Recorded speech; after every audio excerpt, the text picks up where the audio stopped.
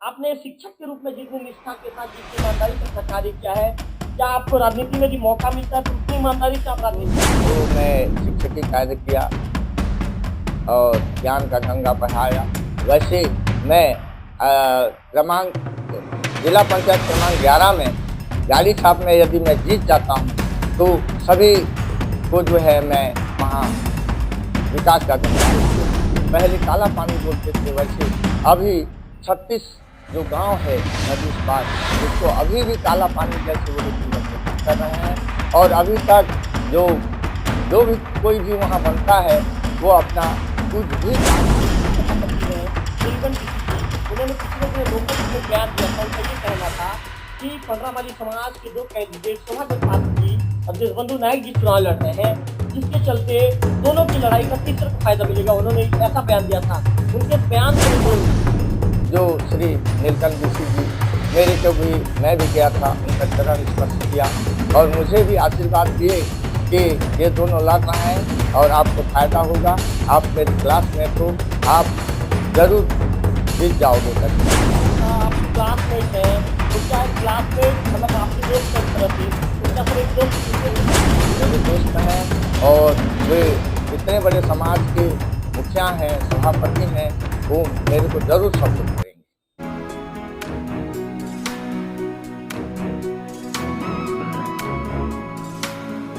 नमस्कार, मैं रोहित तिवारी, आप देखना शुरू कर चुके हैं लोकल टीवी। आज हमारे साथ निरंजन कश्यप जी मौजूद हैं। निरंजन कश्यप जी के विषय में आपको बताना चाहूंगा कि निरंजन कश्यप जी वर्तमान में जिला पंचायत जो क्षेत्र क्रमांक 11 का जो निर्वाचन सीट है वहां से चुनावी मैदान पर है। इनके विषय में मैं ये बता दूं कि जिला पंचायत क्षेत्र क्रमांक 11 के कई गाँव में ये जो उस दौरान टीचर थे और इन्होंने अपने जो ज्ञान की गंगा उस क्षेत्र में बढ़ाने का काम किया था। अब निरंजन यादव जी रिटायर हो चुके हैं। रिटायरमेंट के बाद निरंजन कश्यप जी अब रिटायर हो चुके हैं। रिटायरमेंट के बाद उन्होंने चुनावी मैदान में आने का मन बना लिया है। अच्छा सर, आप चुनावी मैदान में क्यों आना चाहते हैं? जी, मैं जो है रिटायरमेंट के बाद 1-1.5 साल हो रहा है, मैं उस क्षेत्र में शिक्षक रहा लगभग 40 साल और वहाँ के जो समस्या है उस समस्या को मैं देख रहा हूँ। जो मूलभूत समस्या है वहाँ अभी भी उसका माने बहुत बेहाल है और लोग मूलभूत सुविधा से तरस रहे हैं। बेलाट नाला से लेकर आपके जामगुरिया पारा तक, इधर सेनमुड़ा से लेकर खुक्सरा तक सब एरिया में मैं रह चुका हूँ, वहाँ शिक्षक की काम किया और रिटायरमेंट के बाद मैं उस समस्या को सुलझाने हेतु अभी जनता का सेवा करने के लिए, जनता का एक करने के लिए, सेवा का विकास कर जनता का विकास करने के लिए मैं वहाँ पे एक 11 जिला पंचायत क्रमांक 11 में गाड़ी छाप में मैं वहाँ चुनाव मैदान में हूँ और मैं चाहता हूँ कि वहाँ का कम से कम विकास होना चाहिए। जैसे देवभोग को पहले काला पानी बोलते थे, वैसे अभी 36 जो गांव है नदी उस पार उसको अभी भी काला पानी जैसे वो लोग जीवन व्यतीत कर रहे हैं। और अभी तक जो भी कोई भी वहाँ बनता है वो अपना कुछ भी काम नहीं किया। अभी 40 साल से 10 का 10 उस एरिया तड़प रहा है विकास के लिए, इसीलिए मैं वहाँ गाड़ी छाप में जिला पंचायत सदस्य के लिए खड़ा हूँ। अच्छा सर, हम ये भी जानना चाहेंगे कि उस क्षेत्र में आपने शिक्षक के रूप में सेवाएं दी है। कहाँ कहाँ सर आपकी पोस्टिंग थी और कहाँ कहाँ आपने सेवाएं दी है? जी, मैं 1983 में मेरी पोस्टिंग करचिया गांव में हुआ और करचिया में मैं 10 साल रह चुका। उसके बाद फिर वहां से मैं निस्तीगुड़ा चला गया। निस्तीगुड़ा में भी 10-11 साल वहां अपना सेवा दिया शिक्षकी काम का। उसके पश्चात मैं धामनबेड़ा गया। धामनबेड़ा में भी मैं था, वहाँ स्कूल नहीं था, शिक्षक नहीं था और मेरे को वहाँ बीओ साहब ने वहाँ व्यवस्था किया। वहाँ वो स्कूल नहीं रहते हुए भी मैं कुमरी खुर्द में जाकर 2 साल सेवा दिया। उसके पश्चात मेरा जो है व्यवस्था कर दिए आपके जाम गांव में मैं लगभग जो है 2 साल था। उसके बाद फिर व्यवस्था कर दिए साहस स्कूल में मैं लगभग 3 साल था।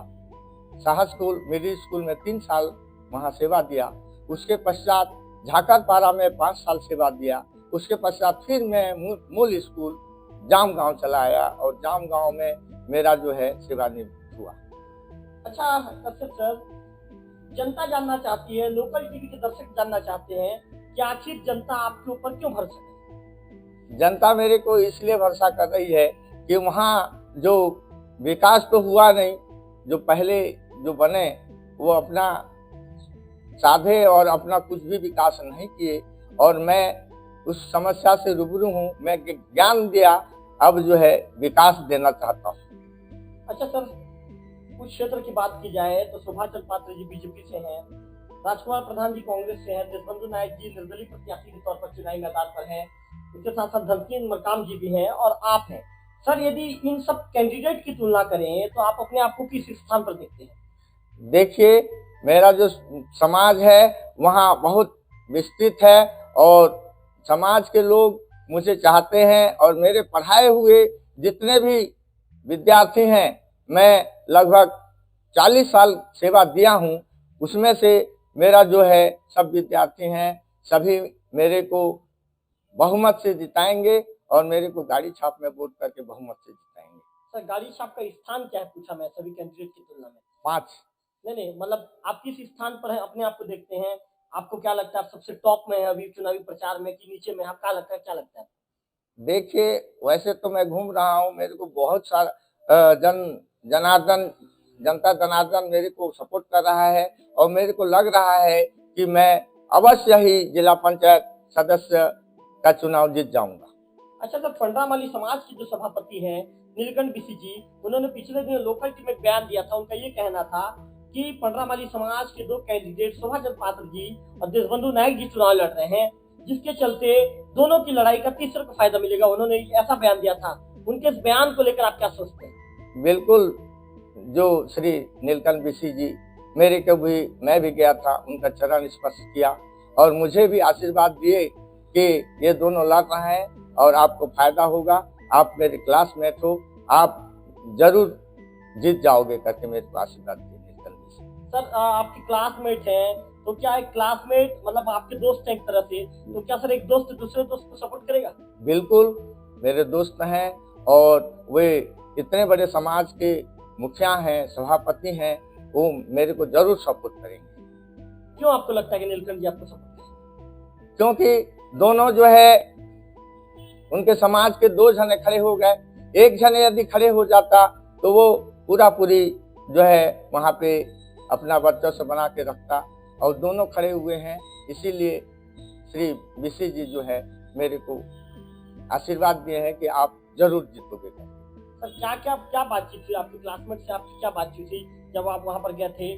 जब आपने जैसे ही उनके घर आप जब पहुंचे, उसके बाद जो स्टार्टिंग की बातचीत है, पूरी बातचीत बताइए लोगों को। मैं सबसे पहले उनके घर गया था, मुलाकात तो नहीं हो पाई, और घूमते घामते और एक बार भी गया था, तब भी नहीं मिले, और मैं उधर चुनाव प्रचार से आ रहा था तो रास्ते में मैं मिला, मैं उनको चरण स्पर्श किया और उन्होंने कहा कि बहुत अच्छा आप खड़े हो, आप जो है आपको मैं आशीर्वाद देता हूँ, आप जीत जाओगे जी। अच्छा सर, आपके जो कोसरिया महरा समाज है उनकी संख्या भी लगभग जो पंडरामाली समाज है उनकी संख्या के बाद आपके समाज की संख्या आती है सर। हाँ, ऐसा मैंने पता लगाया वहाँ पर। क्या लगता है सर, कितने हजार वोट हैं आपके समाज में और कितना वोट है उसमें से कितना % आपको आएगा? वैसे तो हमारे समाज दमनई, फुकसरा और इधर सागुनबाड़ी, दीवानमुड़ा, फुलीमुड़ा और दबनई और इधर डुमर बहाल, मुखागुड़ा, गोहे केला, बहुत सारे हमारे समाज के बंधु वहाँ रहते हैं, और हमारे समाज के बंधु लोग ये जो आपके किसी परिवार से जो हैं माली समाज के, उनके बाद दूसरा नंबर में हमारा जो है संख्या है। वैसे तो संख्या लगभग 6-7 हजार है। हाँ, ज्यादा है, 5-6 हजार हो सकता है। मिलेगा सर 6 हजार में पूरा? बिल्कुल 6 हजार पूरा सपोर्ट मिलेगा। अच्छा सर, आपने राजनीति में आने का मन कैसे बनाया? इन बातों को लोकल टीवी पर बताइए। सभी जनता जनार्दन को नमस्कार, लोकल टीवी को नमस्कार। मैं जो है यहाँ आपके 11 नंबर क्षेत्र में बहुत घुमा हूँ और देखा हूँ। वहाँ का जो है विकास अभी तक नहीं हो पाया है और मैं जो है वहाँ पे अपना विकास के लिए गंगा बहाऊंगा, ऐसा मेरा आशा है। सर, यदि जनता आपको चुनती है, जनता यदि आपको आप पर भरोसा जताती है, तो क्या चुनाव जीतने के बाद आपको खोजना पड़ेगा सर कि कहीं मुलाकात हो जाएगी? नहीं नहीं, मैं चुनाव जीतने के बाद वहीं पे ही मैं रहूंगा और वहां अपना हर घर जा करके अपने समस्या जो बताएंगे उनको जरूर हल करूंगा।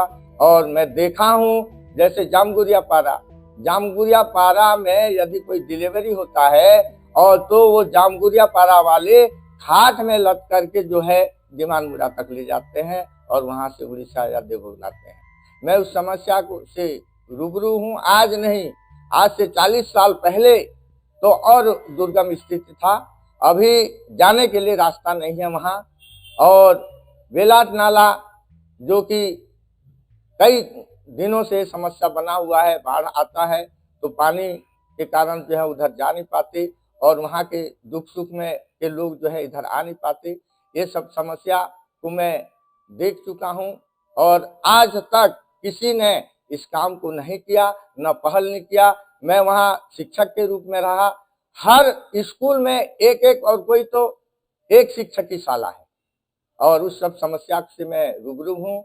और मैं चाहता हूँ कि जनता जनार्दन यदि मुझे विजय बनाए तो इस सब समस्या को मैं हल कर सकता हूँ। अच्छा सर, जो शोभाचंद पात्र जी हैं, देशबंधु नायक जी हैं, दोनों पंडरामाली समाज के सभापति एक समाज के सदस्य हैं। दोनों चुनावी मैदान पर हैं। क्या लगता है सर, उसका फायदा किसको मिलेगा? और यदि उसका फायदा यदि आपको मिलता है तो फिर कितना प्रतिशत उस समाज का वोट, पंडरामाली समाज का वोट आपको मिल सकता है? आपका अनुभव क्या कहता है? मेरा अनुभव तो ये कहता है कि दोनों लड़ रहे हैं और मुझे माली समाज में भी मेरे बहुत सारे शिष्य हैं और बहुत जने को मैं जो है पढ़ाया हूँ, जिससे मेरे को अनुभव हो रहा है कि वो लोग सब मेरे को वोट देंगे, क्योंकि उनको जो है मैं शिक्षा दीक्षा से लेकर कम से कम 10-12 शिक्षक हैं माली समाज से, तेली समाज से, और सभी जो है ना मुझे जो है आशीर्वाद देंगे। अच्छा सर, यदि आप चुनाव जीत जाते हैं तो इसके बाद यदि आपको कांग्रेस कहती है कि कश्यप जी आप हमारे तरफ आ जाइए, बीजेपी कहती है कि कश्यप जी आप हमारे तरफ आ जाइए, तो क्या कश्यप जी किसी पार्टी में जाएंगे? जी, बिना पार्टी के तो कोई नहीं रह सकता। मैं वैसे बीजेपी में लगभग साल भर तो नहीं हुआ है, 6 महीना हुआ है मैं ज्वाइन किया था। तो यदि चुनाव जीत जाते हैं, बीजेपी कहती है कश्यप जी अब अपनी नाराजगी दूर कर दीजिए, आइए पार्टी में स्वागत है, वेलकम है, तो क्या कहेंगे आप?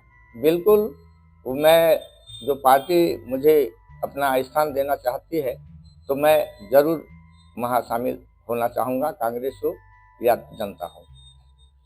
क्योंकि जो कश्यप जी जिला पंचायत अध्यक्ष की कुर्सी आपकी एससी वर्ग की सीट है, अभी एससी वर्ग के लिए आरक्षित है, तो क्या जिला पंचायत अध्यक्ष की दौड़ में आप अपने आप को देखते हैं?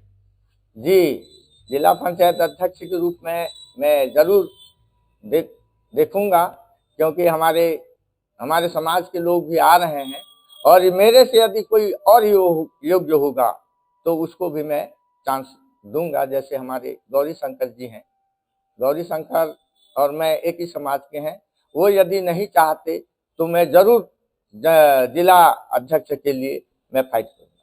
नहीं, गौरी जी भी तो जिला अध्यक्ष के लिए कोशिश कर रहे हैं, तो आप उनको सपोर्ट कर देंगे? बिल्कुल, गौरी जी को मैं जरूर सपोर्ट करूंगा, क्योंकि वे युवा हैं और उनके पास जो है राजनीति से बहुत दिन से जुड़े हुए हैं और मैं तो अभी राजनीति में ये मेरा पहला कदम है। ये सब समस्या के कारण जो है इसका विकास नहीं हो रहा है। चलो मैं कम से कम इनका जो है समस्या दूर करूं और सेवा करूं, समाज का जनता जनार्दन का सेवा करूं करके मैं जो है यहाँ पे मैदान में हूँ। अच्छा कश्यप जी, आप अभी कई तरह की समस्याएं गिना रहे हैं। आप कहते हैं जामगुरिया पारा में ग्रामीणों को हाट से लेकर आना पड़ता है, बेलाट नाला नहीं बना है, कई तरह की समस्याएं आप लोकलिटी में बैठकर गिना रहे हैं। यदि जनता आपको चुनती है कश्यप जी, तो आप समस्याओं को हल करने पर काम करेंगे कश्यप जी, कि आप जनता के बीच से ही गायब हो जाएंगे? नहीं नहीं, मैं जनता के बीच से कभी गायब नहीं होऊंगा। जनता से बिल्कुल रूबरू हूँ और जनता के पास ही रहूंगा और भरसक प्रयास करूंगा कि ये जो समस्या है सभी समस्या हल हो जाएगा। अच्छा कश्यप जी, आपने एक शिक्षक के रूप में पूरी ईमानदारी, पूरी निष्ठा के साथ आपने अपना शिक्षकी कार्य को निभाया। अब आप सेवानिवृत्त हो चुके हैं। आपने शिक्षक के रूप में जितनी निष्ठा के साथ, जितनी ईमानदारी से अपना कार्य किया है, क्या आपको राजनीति में यदि मौका मिलता है तो उतनी ईमानदारी से आप राजनीति को करेंगे?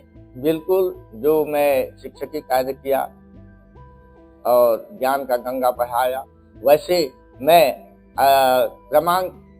जिला पंचायत क्रमांक 11 में गाड़ी छाप में यदि मैं जीत जाता हूं तो सभी को जो है मैं वहां विकास का गंगा बहाऊंगा।